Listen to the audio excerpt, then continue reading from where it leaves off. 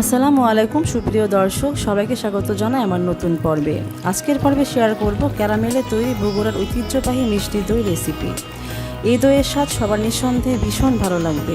ভিডিওটি দেখার আগে নতুন বন্ধুরা আমার চ্যানেলটি সাবস্ক্রাইব করে বেল আইকনটি প্রেস করে দিন নতুন ভিডিওর আপডেট পেতে। আর আমার সকল সাবস্ক্রাইবারদের জানাই আন্তরিক ধন্যবাদ।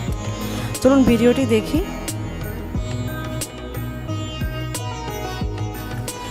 দই তৈরি করতে আমি আগে থেকে জাল করা 1 কেজি দুধ চুলায় বসিয়ে দিলাম। চুলার আঁচ মিডিয়ামে রেখে 2-3 মিনিট জাল করে গরম হয়ে এলে 1 কাপ চিনি দিয়ে দিচ্ছি।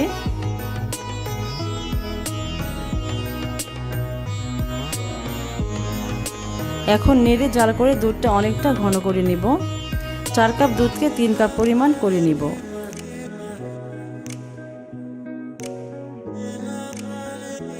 দুধের সর জমলে ভেঙে মিশিয়ে নিচ্ছি। দুধ ঘন হয়ে গেছে, নামিয়ে রাখছি। এখন আমি ক্যারামেল তৈরি করে নিচ্ছি। একটি অ্যালুমিনিয়ামের হাঁড়িতে 1/4 কাপ চিনি নিয়ে নিলাম। 1 টেবিল স্পুন পানি দিয়ে দিচ্ছি।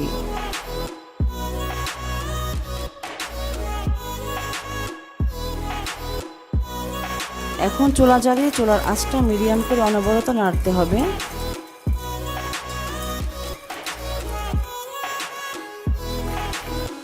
আপনারা খেয়াল করে দেখবেন পুরো ক্যারামেল তৈরিটা, কেননা অনেকেরই ক্যারামেল তৈরি করতে প্রবলেম হয়। ফেনা তৈরি হয়েছে, দেখতেই পাচ্ছেন। ধীরে ধীরে কালারও চলে আসবে।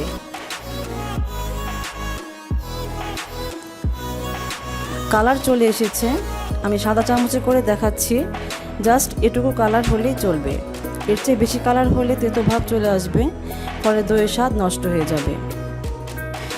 এখন কিছুটা দুধ দিয়ে মিশিয়ে নিচ্ছি। ক্যারামেল প্রথমে দলা পেকে থাকবে, মিশতে যাবে না। নেড়ে নেড়ে একটু সময় নিয়ে মেশাতে হবে। দুধ আর ক্যারামেল মিশে গেছে। এখন এটা পুরো দুধের সাথে মিশিয়ে নিচ্ছি। মেশানো হয়ে গেছে।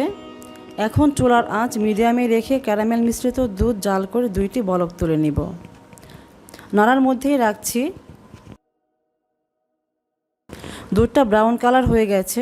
আসলে ক্যারামেল দেওয়াতে আলাদা একটি ফ্লেভার ও কালার পাওয়া যায় এই দইয়ে। আর এটিই বগুড়ার দইয়ের বৈশিষ্ট্য, যা অন্য দই থেকে স্বাদটাকে আলাদা করে।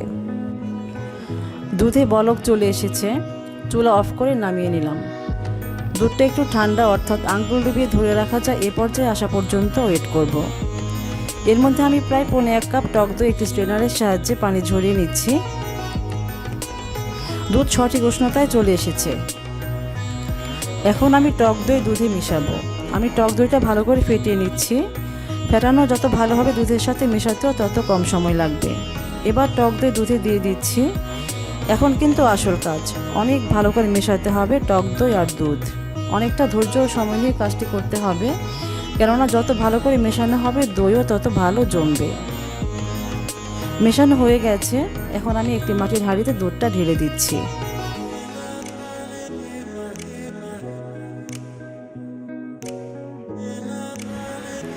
এবার সোফার এক কোণে একটি টাওয়েল বিছিয়ে তার উপর একটি মিষ্টির প্যাকেট রেখে তার ভিতর দইয়ের হাঁড়িটি বসিয়ে দিলাম। বসানোর সুবিধার জন্য মিষ্টির প্যাকেটটি ইউজ করেছি, অন্য কিছু না। একটি ঢাকনা দিয়ে ঢেকে দিলাম। এবার টাওয়েলের বাকি অংশ দিয়ে ঢেকে দিলাম। তার উপর আরেকটি কাঁথা মোটা করে ভাঁজ করে দিয়ে দিলাম। আসল কথা হলো, বাংলা ভাষায় আমরা বলি যতটা ওম দেওয়া যায়, অর্থাৎ পারফেক্ট হিট দেওয়া যায়, তত তাড়াতাড়ি দই জমবে। এখন অপেক্ষার পালা। আমি 12 ঘন্টা পর ঢাকনা খুলে নিলাম। সময়টা কম বেশি লাগতেই পারে। 2-3 ঘন্টা ফ্রিজের নর্মাল চেম্বারে রেখে সার্ভ করতে নিয়ে এলাম। দেখুন দই মোটামুটি ভালোই জমেছে। আমি সার্ভ করে দেখাচ্ছি।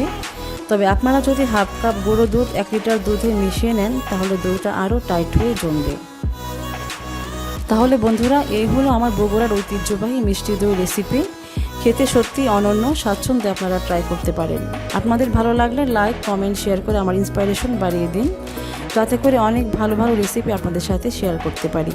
সবাই ভালো থাকুন, আনন্দে থাকুন। আল্লাহ হাফেজ।